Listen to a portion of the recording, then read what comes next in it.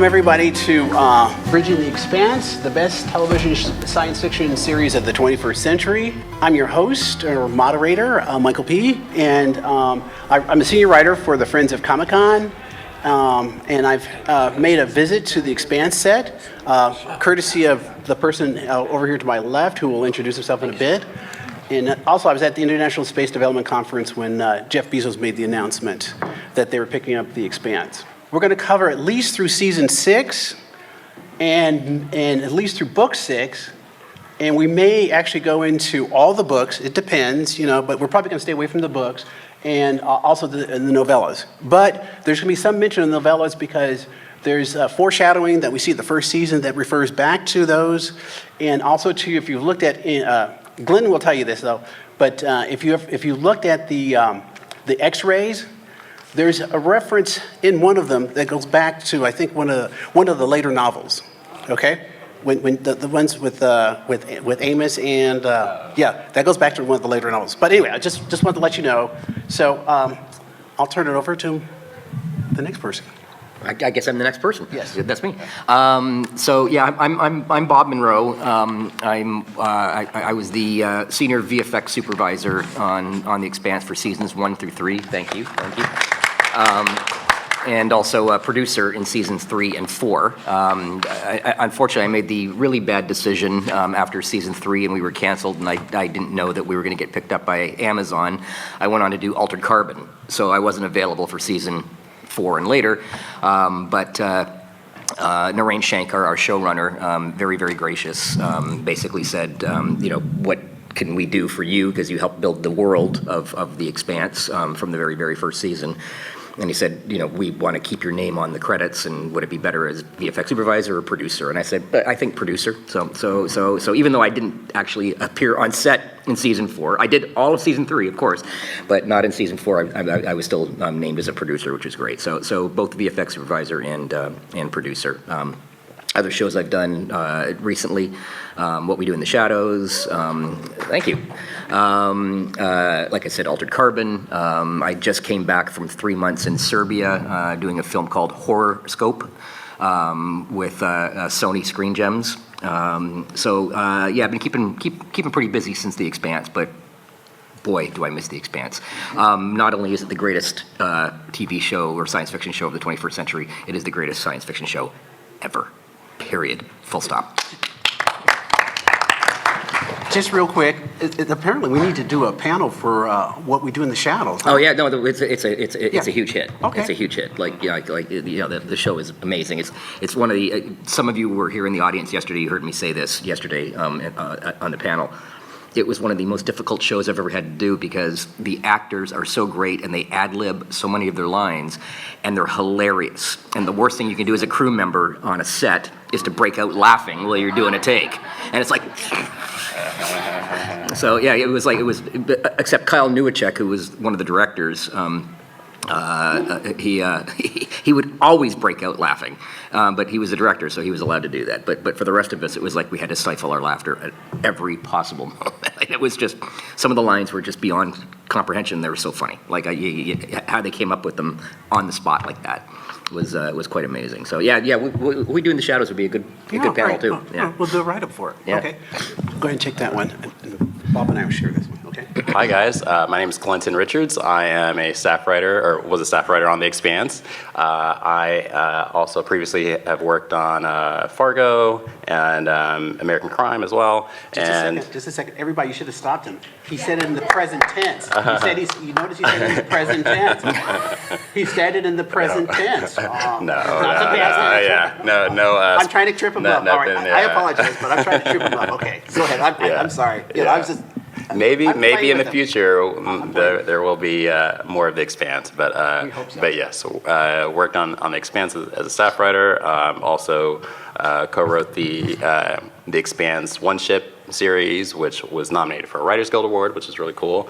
And currently working on a project called The German King, which will be like a drama fantasy series, and hoping to go into production middle of next year. So. Beltaloda, welcome in good Kopang me. Belters welcome. I'm Dr. Scott Jordan, aka Zombie Scotty, cognitive psychologist, philosopher at Illinois State University. I run a little thing on YouTube called Dark Loops Productions, where we use pop culture narratives to have conversations about lived life, reality, philosophy of science, and all things fun. I'm absolutely thrilled to be on a panel talking about what I think is the most important story we've heard recently, and I'll tell you why when it gets to my turn. So I'm glad to be here. My name is Julius Vladimir Francisco. I'm the youngest member of TISCAL, otherwise known as the Southern California School of Writers, which was Ray Bradbury's group. I belong to 2.0, the version 2.0 of that group. Sold a couple of films in AFM. I was one of the original YouTubers. So if you ever watch the Morgan Freeman's Through the Wormhole or The Universe, I interviewed a lot of those guys. So, yeah. I have a quick question. This is a really hard question. I don't expect anyone. Oh, the first question. Who's read all the novels? Okay, yeah. All the novellas. Novels, novellas, all the TV shows. Oh, man. Okay. Man, you're outing people. I just, no.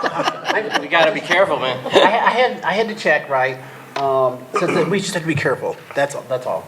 So here's a listing of all the printed works, just real quick. There's the reading order, and then there's the publication order. Okay, as you notice, they're a little bit different. And if you, I'm sorry. Can everybody hear me all right? Okay. So just real quick, remember, and I said this about the foreshadowing. If you remember all the different shows, we saw in the first season, I think we saw the foreshadowing when Avasarala was on the rooftop with her grandson. That was amazing foreshadowing, wasn't it? It was absolutely perfect. And if you've not read the books, you didn't know what they were talking about. But he let us know, and I always like that. I think Narain is really good about that. The foreshadowing. Mm-hmm. So, but anyway, here's the. If you guys want to take a quick picture of that, that's the reason why I have that up there. And of course, we have the seasons here too. The 6 seasons. 7, 8, 9. Okay, all right. Fingers crossed. Fingers crossed. Yeah. We keep trying. I'm going to keep trying, guys. I'm going to keep trying. I'm not going to give up. So, best television series of the 21st century. Why? Okay. So I'm going to put this to the panelists because I'm going to go last because I have my own ideas about this. And if you guys have a comment or something, please, feel free to raise your hand. I think it's the best for the 21st century because it will inspire the next gen of astronomers and astronauts. It's like Star Trek, the original Star Trek did. The world building is phenomenal. It is ASOIF, A Song of Ice and Fire, foundation and Dune level rich in its world building. The only thing that probably rivals it in scope and size is Battletech, so like MechWarrior, right? And unlike this panel, it's not Phalo logo centric.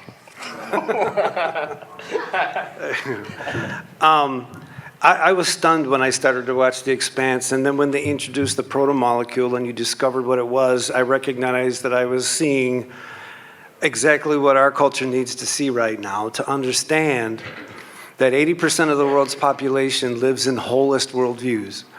And what that means is they experience themselves as part of the context in which they live. And they don't have a worldview that elevates themselves against that world that they live in. People in indigenous ontologies, indigenous worldviews are not promised a place called heaven that has no contingency, that allows them to experience this place is completely disposable and the hard work to get to where you're going to be forever. And spoiler, but you can't talk about The Expanse without the minute we recognize what the proto-molecule is as a consumer of energy that reorganizes it into possibility, then you understand what's going on. You understand indigenous culture. Both Aztec and Mayan culture had apocalypses built into their worldview, and they were cyclical. In other words, we were supposed to have another one, a few years ago on December 22nd or something, but that wasn't going to be the end of everything. It would just all recycle and start over again. The only worldview I know that says it all ends is monotheist worldviews. Well, one God, one truth, and when that thing ends, it's all over. So taking all this unbelievably gorgeous science fiction, probably committing the best scientific understanding into the production that we've seen, and then throwing the milieu of human life at local, global levels, and then surrounding it with recycled possibility, just invites contemporary Western culture to experience itself as part of bigger things, and then to experience itself as part of the entropy of the universe. In other words, in order for us to exist, we have to destroy things. We destroy cows, we destroy chickens, we destroy plants, we eat them. What that means, we take them in, we reorganize them. And that's exactly what the protomolecule does. And when the protomolecule creates possibility, that's what our eating does for us. It creates new possibilities for us to continue. And we can't unless we reorganize that energy, unless we consume and destroy. Now, Hinduism understands this. That's what Shiva's all about, right? We're all creators and destroyers. And that's something that doesn't tend to be addressed in particularly Christian worldviews. So taking everything that the world loves about itself in the West in terms of technology and then wrapping it in this wonderful folk tale about perpetual change was just gorgeous, and I'm glad it's there. Just a second. Scott's going to get mad, but I wonder, should we call Scott Dr. Dresden? Just saying. I accept all labels. Yeah, I guess I'm a bit biased, but I think The Expanse is one of the best shows, one of the best science fiction shows, partly because of the writing. Not that I had a lot to do with it. I joined in season 3, and I felt welcomed in from the moment I joined. Narain was very open about pitching the best ideas. Everyone can pitch ideas, and I often pitch stuff that ended up being very expensive to shoot, and Bob carried out those expensive VFX shots, but it was an amazing group of writers, and then we had an amazing cast that could take those lines and deliver it in such amazing ways. I think Sheree, doing what she does, playing Avasarala. I think the core cast just played their parts expertly, and I think even many of the people that came on that were only on for an episode or two or for a season, I think were amazing as well.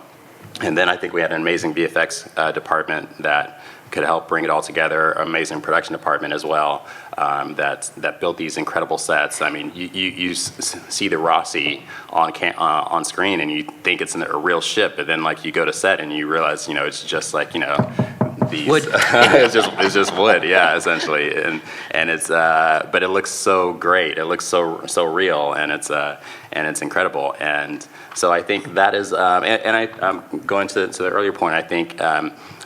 The Expanse is able to inspire that next generation of science, of scientists, of people that want to work in space, or people that are just fans of space in general. I have a number of friends that work for NASA or JPL and SpaceX, and it's funny when I meet them or when I've met them, they've often freaked out once I said I worked for the Expanse, and which is kind of cool because I was fangirling about them working for NASA and SpaceX, and then they freak out when they hear that I work for the Expanse. It's true. And so it's really cool to see that people that are currently working in the space industry have watched and appreciated The Expanse. Well, that The Expanse did a panel at Caltech, right? We did. Yeah, and then they also too the writers were invited to Google to give us talk there, which was by the way super well attended. And then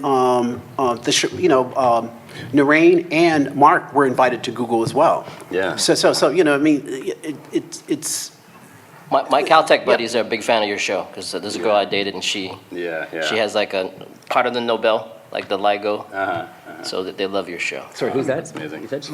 Yeah, they love I was it. going to say because And not just with space, even my buddy that does biology, notch signaling, Right. they're a huge fan. No, I was at that panel at Caltech, and Jessie Christensen, an astronomer, scientist, PhD, she was on the panel, and she said her husband was on the panel too. And they said when they saw the Canterbury do a flip and burn, they jumped up out of their seats and went, "Somebody's finally got it right. Ships don't go like that in space." So it was an amazing moment to see real scientists appreciate what we did. I believe they call that a nerdgasm. Yeah, they did. Yeah. Yesterday, what you didn't know, in fact, my sister was here, and she won a prize for NASA for like one of the best design websites for like undergrad. And she went to Cal Poly Pomona. She's a huge fan of the show. Now she's the main SQL for Nintendo. Oh, wow. So thank you for everything that you do. Yeah, thank But you. they also did too, they also did a special program at the observatory at Griffin Park. And so they invite the Expanse people over there. Because I remember, at the Expanse, at the wrap party for the third season, they had, she was there. And, she actually told me something about space and trillions of light years and stuff. And my brain fell out of my head because it was so esoteric. Oh, that's what happened to you? Yes. Okay. Yes. That's the excuse. That's my excuse, and I'm living with it. No, but it's phenomenal, the love that you guys have. And I've always said that the Expanse is the Star Trek of the 21st century because of what it's going to do. Because look what spawned from Star Trek. Look what Nichelle Nichols did. In terms of getting minority women into NASA. I mean, she opened up that whole thing, and so that's what it's capable of doing. And I think that the impact of the Expanse, we're not going to know that for a while because we're still a little bit too close to it. I still don't think you guys have seen your zenith by any stretch of the imagination yet. Bob, I'm sorry. Yeah. No, I would agree. And here's the thing that a little bit of insider information. Unlike pretty much any other show I've ever worked on, whether it be a film or a TV series, the people who funded the production, so Alcon Entertainment, Sci-Fi at the beginning, then Amazon after, they stayed out of the way. They gave Narain free rein, pardon the pun. They gave the writers free rein, so you've got working with geniuses like Glenton and Hallie and Georgia and Ty and Daniel and Narain. It's just like the words on the page were an absolute joy to read, even though I'd read all the books. The words on the page were just a revelation. Very inspiring for me as a visual artist. I don't write. I can't write a grocery list, but I can tell stories visually. And I still remember very early on when we had to do the Canterbury flip and burn, and I'm thinking like that was such a foreign thing to me because I did grow up in the Star Wars, Star Trek world where spaceships banked. And so thinking of the flip and burn and how do you tell that? How do you make it interesting? And I had 11 different visual effects vendors that I hired for the series, and one of them was aptly named Rocket Science VFX in Toronto. And I called Tom Turnbull one day when I was seeing versions of the flip and burn that just weren't working. And I said, look, I just think about it as a train barreling down a track, and there's a drone flying around it 360 degrees as it starts to flip, and keeping it dynamic and move. And it was like, that was a major revelation for me. And Narain never said, no, don't do it that way. Narain encouraged that. For season 2, for episode 4, where the Nauvoo is, stolen, and Fred, Godspeed, right? was that? Godspeed. Yes, exactly, yeah. So Fred and Drummer, are engaged in taking the Nauvoo away. Before we started filming that season at all, I was in my when I'm filming in Toronto, I rent a condo. I don't live in Toronto. I live a couple hours outside of Toronto. But I was in my condo, and Narain called me like one morning, and he goes, "Okay, the launch of the Nauvoo. Do you think you could actually do that before we film the episode? Can you animate it, render it, get it output before we film the episode? Because we have these huge screens on the deck of the Nauvoo, and I want to play it back for Chad Coleman and for Kara G while they're standing there on the set. So they are actually watching the launch as opposed to just a green screen." And I went, that is a huge challenge, but see, that's what makes the show so great, is Narain would always go, do something different. Think outside the box. Do something that we've never done, we've never seen before. And he was on Star Trek, he was on CSI, he's done a lot of great things, but he just kept saying, do something new and take a chance. And that's what made the show so great, is so that day, like, when you see the launch of the Nauvoo in episode 204, that is not green screen. That was actually being played back in real time. And Chad and Kara were like able to actually see the whole launch. And then I would say, can I do a little thing like just, can I torch a drone as it goes past the the engine, and you'll see like those little details of a drone, one of the drones that put the Nauvoo into place. All of a sudden, it just explodes because it gets a little too close to the engine.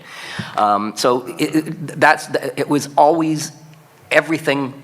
Every idea was invited, and I think that and nobody at a studio like Sci-Fi or Amazon or Alcon, nobody said no, don't do that.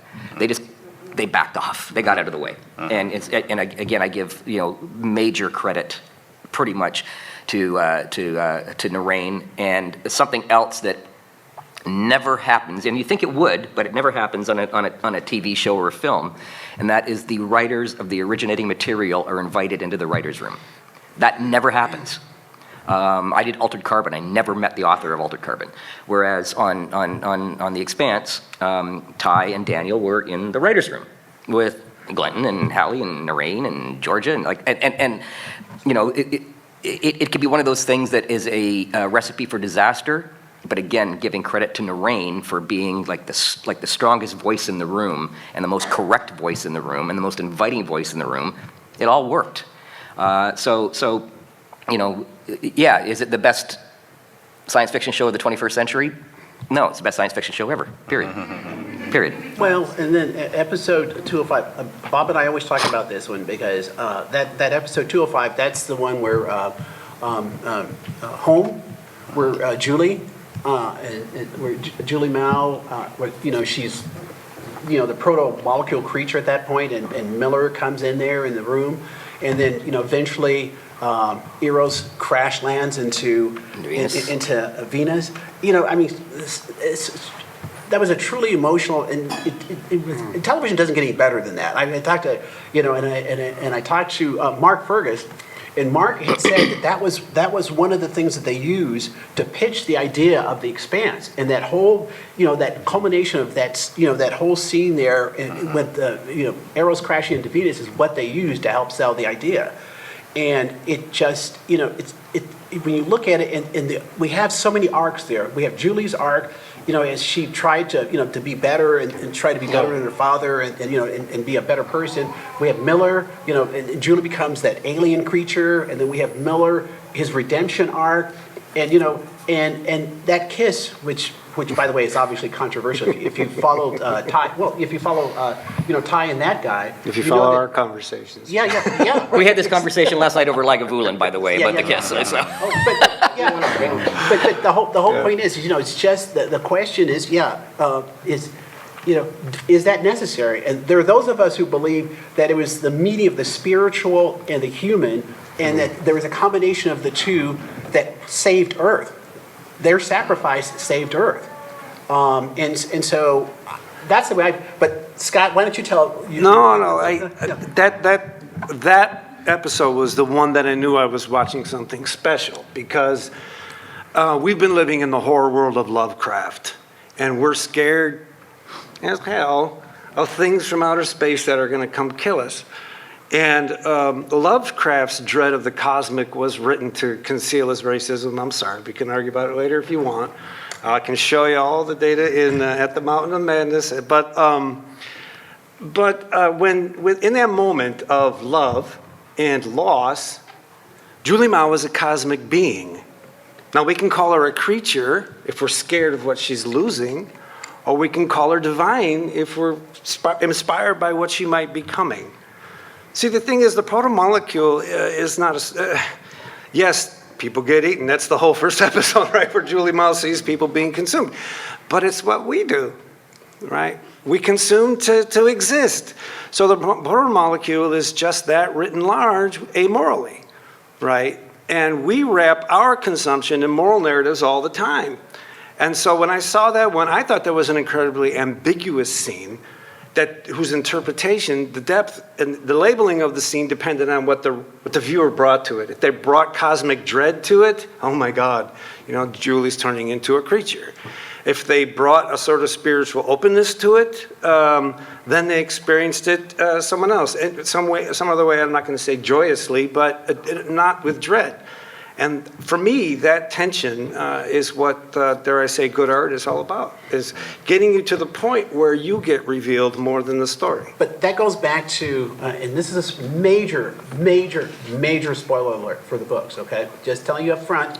But that goes back to what happens, and there are those of us who feel that Holden made the wrong choice. All right, yeah, and then, well, Julius, you go ahead, Holden makes a lot of wrong choices. Is he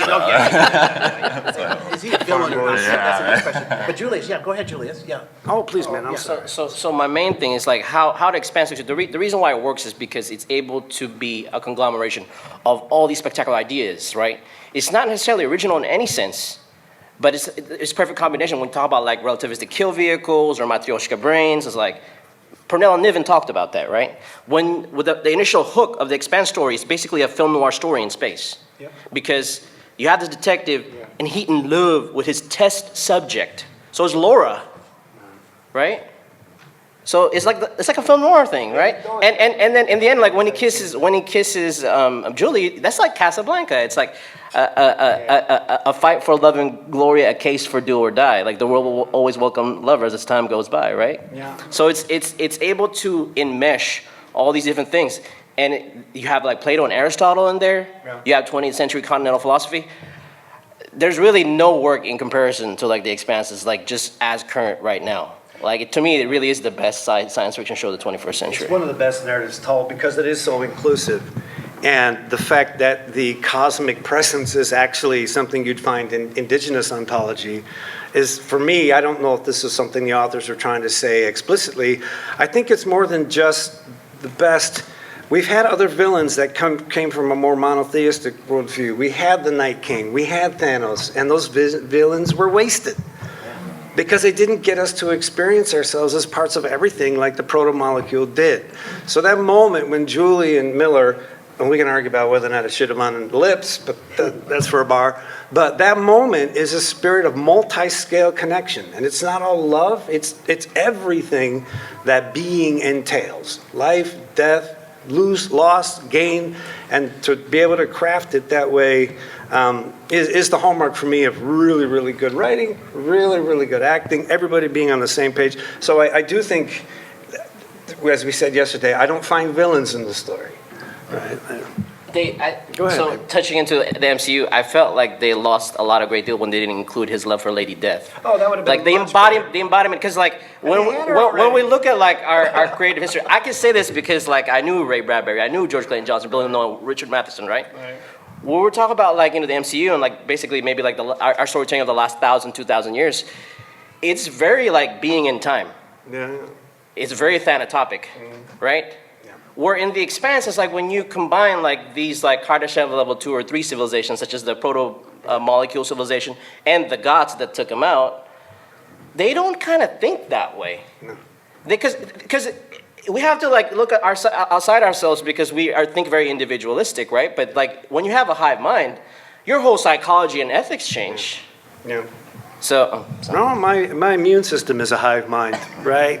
And I'm glad that it's in me. So, but it's not a good thing. It's not a bad thing. It's a thing that sustains my persistence. And the proto-molecule invites us to start thinking that way. And I do object to be referred to as Dresden. Because he expresses none of the joy of being what I do. So if you were a more joyous character, perhaps. So one thing I've got to add to this conversation. Number one, I am the stupidest panel member on this panel. Everybody else is way smarter than me. Way smarter than me. But all I can think about is like, we're talking about Miller and kissing Julie and that, proto-molecule scene and, episode 205.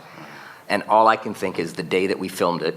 So in the film business, TV business, you have mornings and afternoons. Doesn't matter what time your call time is. So the call time that day was probably 2 p.m., but that's still morning. You walk onto set and you go, morning, even though it's 2 p.m.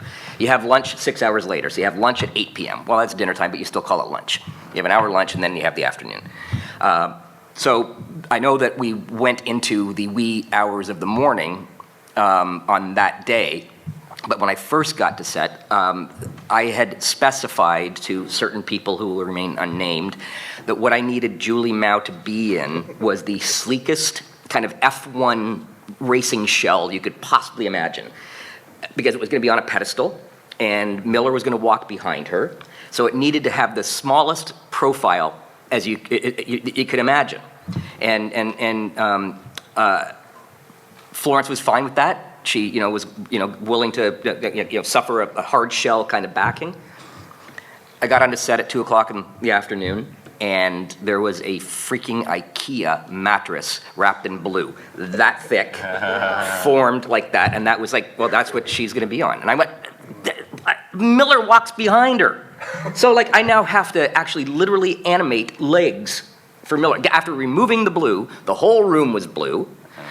The mattress was blue, and then Miller walks in behind her, and you're missing his thighs because they're obscured by the blue mattress. And so when you see that scene, and when you see Miller walk in behind, those are CG legs. They're not his real legs. Miller's the princess in that Princess of Frog type story at that kiss, essentially, because he's kissing a godlike entity, essentially. But you're not acknowledging my pain.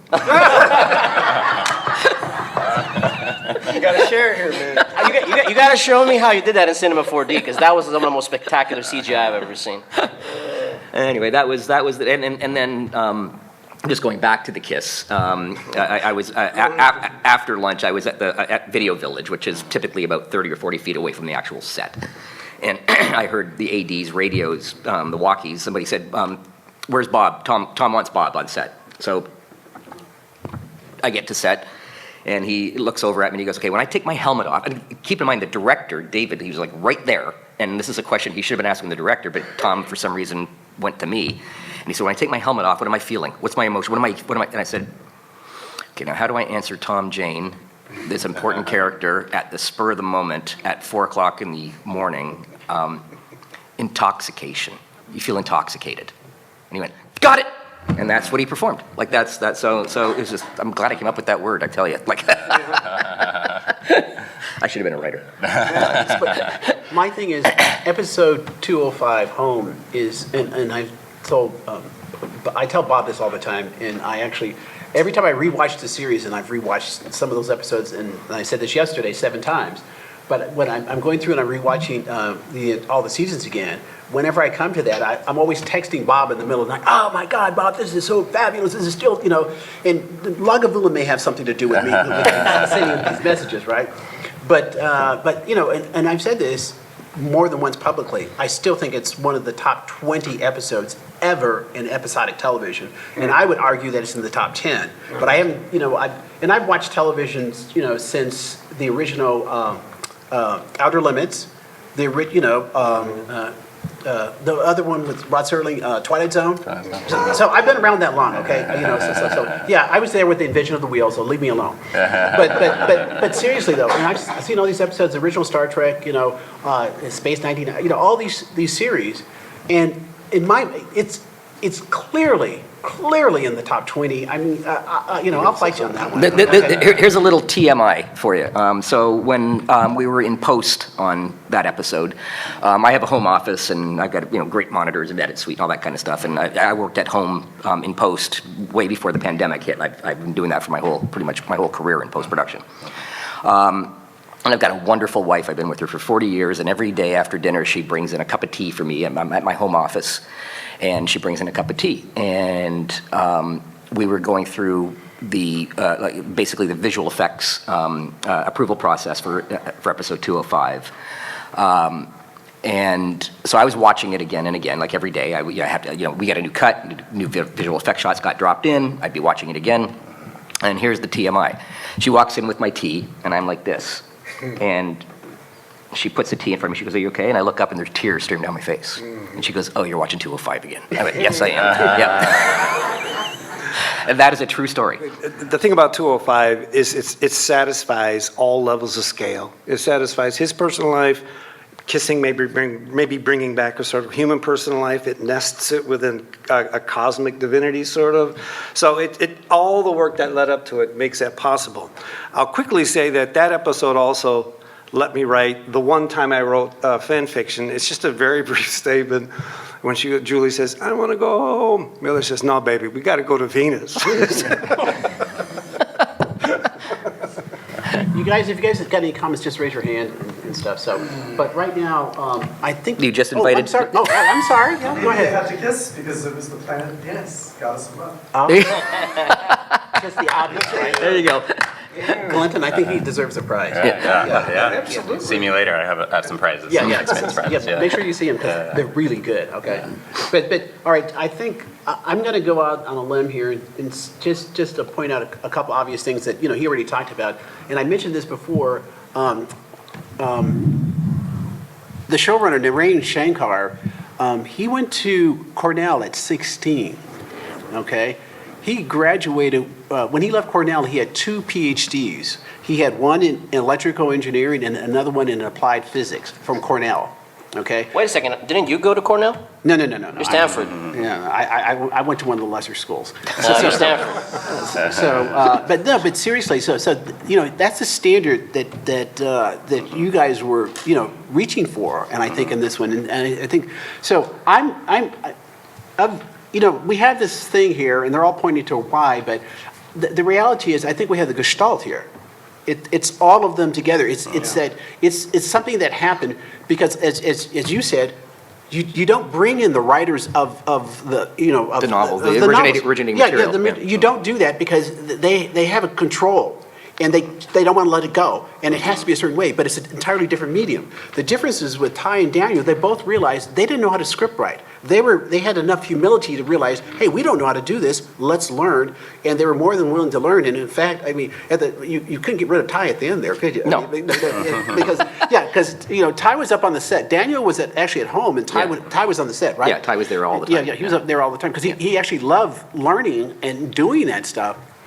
And their respect for Narain was beyond, like, if we didn't have a strong showrunner like Narain, that would have been a disaster. Because they would have wanted every word from every page in a script. And, every episode would have been 4 hours long. Yeah, but Narain walked them through that because he knew that so long as he explained it to him, right, that they would get it. And if you've ever, I've met Narain a couple of times and stuff like that. He's really a very humble guy, but don't ever be fooled by him. I mean, seriously, this man is like, brilliant. Okay, I mean, there's no other way to describe it. He's freaking brilliant. Yes, but he's so humble, and you could be fooled by that, but don't. He is like he's one of the smartest people I've met. And I went to a fairly decent school. No big. Say it. Say it. I went to Stanford, but I mean, I know brilliant when I see it, and I mean, he's up there. He's up there with the people I knew from school, that have gone on to do other things. And now, Mae Jemison, for instance, first female black astronaut. She's done amazing things since then. We were in a play together in college. Okay, so I've met brilliant people before. I know he's brilliant. Okay, I just like, he doesn't fool me. He tries to fool me, but I go like, no, I know you're brilliant. Don't even try. Which here's another anecdote for that. Like, and I apologize for the kind of behind the scenes anecdotes, but yes, Narain is absolutely brilliant, and Ty is a very, very difficult man to please. The episode where we introduced Epstein and the kind of invention of the Epstein drive, where it worked, and he could never turn around and come back. We have all these gauges that were all green screen gauges. And I said to both Narain and Ty, okay, I need to, what numbers do I put in here? Like, how fast is acceleration and what are the G-forces and all that? And they said, you figure it out. I went, okay, great. I've got a Bachelor of Fine Arts degree, guys. Like, I spent 3 days, and then I put it in front of them, and they went, yeah, that's plausible. And I'm plausible? Why don't you say it's genius? Like, so a Bachelor of Fine Arts graduate actually put those numbers on the screen and figured them all out, and Ty and Narain went, yeah, good, thanks, plausible, good. One thing I will say about the Thank you. Yeah. One thing I will say about the writers' room, it was Narain is a genius, and what's great is we had that technical engineering expertise in the writers' room, and then we have people like Daniel Abraham, who's one of the co-authors of the book series, who is very philosophical and very just like thinking about like the the human condition and emotions, and to an extent Ty as well. And so you had those two dynamics of like the very like technical, math-driven, and then the emotional and psychological nature of humans. And so you could bring those together into this amazing show, because you could get things like, you know, launching the Nauvoo or the Epstein drive, and then also what is Miller thinking as he's, you know, searching for Julie Mao, and like what's his kind of what's his emotion after going through these, you know, weeks and months of searching for this person and finally finding her and realizing that his life is doomed at this point now. And so it's a lot of those pieces coming together is what really kind of made our scripts into you know, such a great moment. Do you remember too, everybody, one of the most brilliant moments ever was silence. And the silence is when Diogo understood the sacrifice Miller was making for it. Remember, that's the only time he ever shut up. It is. You remember that? He looked at Miller, didn't say anything, and just that emotion, you know, all the things that were going on there, but he didn't say anything. He didn't need to say anything, you know, but he knew the sacrifice that Miller was making for him. And it was wonderful because the silence, you didn't, you know, sometimes it's not what people say, it's what people don't say. And that was, to me, that was one of the most brilliant moments and stuff like that. And he actually did a good job on that, Andrew Rutillo, the person who played Diogo. And he actually had some really key moments too, because, you know, did you guys notice this is my thing. The secondary characters were all wonderful. You remember the one guy, Champa? I mean, in that one, I think, was it the Weeping Somnambulist or whatever? You know, when Naomi went out, and then, you know, the guy, the big guy. I think his name's Gunga Sinj. I think is his real name. Yeah, I can't remember. But the performance was flawless. Like, yeah, perfect. it was brilliant. I mean, but see, that's the whole point. This show, the so-called secondary characters are all so well written and so interesting. They're just, you know, just like when you're there, it's like you're caught up in that moment. We're in that world with them, you know, because they're those guys are so good. Yeah, Gore Vidal had a sentence about that, where most writers, they can only handle about like 5 characters at one time. Then you got guys like Tolstoy, and their actual like side character is like an actual character, like an actual human being. I can only think of maybe like Tolstoy or Togashi of like Hunter x Hunter, that is like kind of like The Expanse, where like even the side characters, even the side characters is like they're so fleshed out that you could write a psychology book on each one of them. Definitely could. True genius. Can we get this guy real quick? Oh yeah, I'm sorry. Yeah, I like that you mentioned that Diogo moment, because later in the live moving space, he actually works that. We could talk about that for like days. He calls that as Miller saying, "You are the future Diogo." So it's great that like he has this arc as well, where he takes this important moment like this. Yeah, that's in front of the Miller painting. Yeah, I wanted that painting so bad. I wanted to take it home. My wife said no. I mean, it was gigantic. So, Yeah, can I ask a quick behind the scenes, and I don't know if any of you can answer, but I think it was the finale, the sci-fi character tributes on the screen as to who was dying. Oh. How did that come about? Was there any resistance? No, we got this serious show going. We don't want to do that to it. And what was going on in the writers' room, if anyone knows, when they decided to do that? Oh, we always like putting in Easter eggs into our shows. So it's like it's kind of like an unspoken thing for by season 6 when this episode happened. It was basically an unspoken thing where it's just like, you know, we want to have as many fun Easter eggs as possible. And so, Glenton, does everybody know what they're talking about? If you want to set it up, okay. Go ahead and set it up, please. Yeah, so basically when you know, it's the final battle. It's the launch into the ring space, and you have all of these pods going down to the ring, and basically you know, a lot of them are getting shot, and so you see at one point, it's like just like a couple seconds on screen, but it's like these names are blacking out as they're being, you know, killed off. And you have some of these like famous, you know, sci-fi characters, Riley, you know. That's like the most legendary assault team of all time. Yeah. So it's a pretty fun moment for audiences. Full of to, respect and tribute. And I did a little vodcast on season 6, and I actually screenshotted that. And I shared the screen, and we all tried to figure out who was who. It was just an absolute blast. I do have a question for the two of you, because I don't want to be too cruel, because I know the next section is about critiques of where the series is lacking or whatever. I do have a question because like the book series doesn't fail in this regard because Holden is, well, even in the show, he's like a mixture of all races put together, right? But I did notice like as great as like the female representation is in the Expanse, it was awesome. It's like all strong females, right? And like believable, not like a Mary Sue, right? It does follow kind of that wacko trait in cinema because I noticed it like when I watched the show, and I don't think it's conscious. It might be subconscious. It's like all the minority men are either villains, they die or they die first, or they're kind of eunuch side. You know, like Jules Pierre's a villain. Courtyard is dead, right? Admiral Southern killed. Augusto Nguyen, villain. Heroic sacrifice dude when they were in the freighter, minority guy. Shang-Chi, he's a wacko Martian Marine. He got vaporized.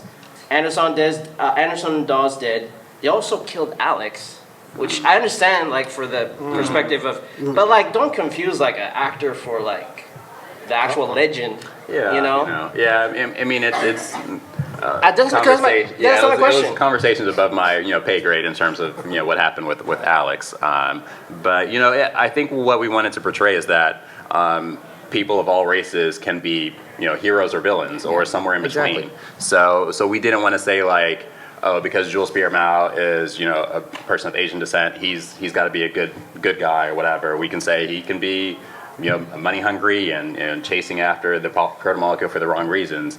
And likewise, we can say someone like Alex is an amazing character, and had things gone had things gone the other way, he would have lived likely to the end of the series. Understood. But yeah, it's like we want to show that that it's not like in past, not in like in past shows where it's like all people of a certain race are good guys, all people of another race are bad guys, whatever. And so we wanted to really kind of show that diversity. So it's really I think like a testament to the producers, the writers, the casting department to really kind of like reach out in looking for amazing actors that could also be portrayed. The only one that hurt me was you guys pulled a Johnny Rico and Duarte. Because like I mean like he, like Juan Rico and the original Starship Troopers, like and Duarte's like Filipino like in the books, but whatever. It's cool. I thought Fred Johnson was a fantastic example of that. He's a man trying to make things happen in the middle of everything.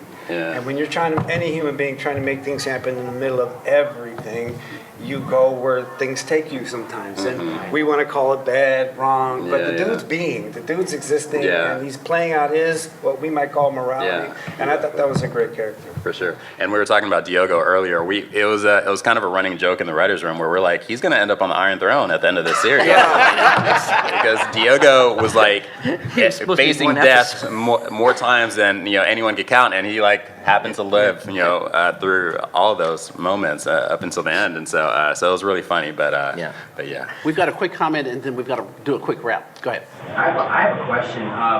If you could compare Marcos Naros to any person in history, who would it be? Oh man, He's a patsy. We had this conversation last night. The thing is, the beautiful thing, and I'm using that as an artistic the beautiful thing about that character is he was the person that was willing to hurl rocks to Earth. And if he hadn't hurled rocks at Earth, Drummer would have never gotten the position she got. Because Drummer wasn't willing to hurl rocks to Earth. What this means is that groups don't keep themselves going by being the same thing. Groups keep them going by people having different types of expertise that solve different problems at different times. And I love the fact that, even though this might be the case, Drummer, there's respect for Marco and Drummer because, they're belters. And at the same time, she knew he had to go. And a lot of people knew he had to go. Why? He served his purpose. Because they're going to live, quote unquote, better lives because he hurled rocks at Earth. I mean, they're getting a seat at the table. So we can look at it individualistically and we can say he's a bad guy, morally failed sociopath. Or we can also look at the group that he served and say, now they got their piece. And that's usually what revolutionaries do, right? They're the ones that are willing to do the things that others aren't to get it started. I'm being descriptive here. I'm not being proscriptive, right? I'm describing how these things work. And it's not because we're all the same. It's the exact opposite. He's a catalyst for change. And someone's got to And I'm going to say gut, exactly. Well, the whole point is, remember, Earth listened to him. Because before Yes, then, no one exactly. listened to the belt, but they had to listen to him at that point. Yep. The unfortunate part about it is that again, the person who's willing to do that, Marco is a sleazebag. I mean, look what he did with he manipulated his own child, and what he had his child commit murder of billions of people, literally. I mean, what kind of man does that to his child? Seriously. He's Bin Laden. Yeah, I guess I would say I don't know if I can say who Marco is as a in terms of who he compares to historically, but I think he sees himself as like an Alexander the Great. Like he sees himself as someone that's going to lead, these people to ruling, Earth, or not ruling Earth, but essentially like conquering, this great behemoth of Earth and Mars. And so I think that's who he sees himself as. And so And the whole pomp and circumstance of giving speeches, high amplitude speeches, to persuade people who are indecisive that they should feel good about doing this. Any one of those people could have shot him on that ship at any point, and they didn't, because he was their spearhead. I mean, I'm not praising him. I'm saying, as from a group, that character, that's how those things serve groups, not individuals. Yeah, and he answered a certain call, because I have to be very careful what I say here. I had to say exactly what I mean. It's like some people will make a hero of a person who's a bad person, but they give them something. So it makes them feel better about themselves, and it makes them feel proud again.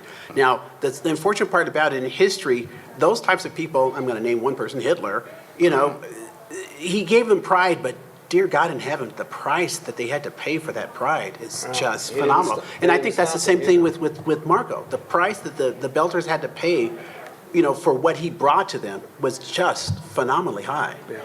And guys, I really apologize, but we really have to stop. We're running a little bit behind here. So we're supposed to stop 6 minutes ago. Oh, really? Yeah. Well, thank you guys so much for coming out. Yeah, really appreciate it. Yeah.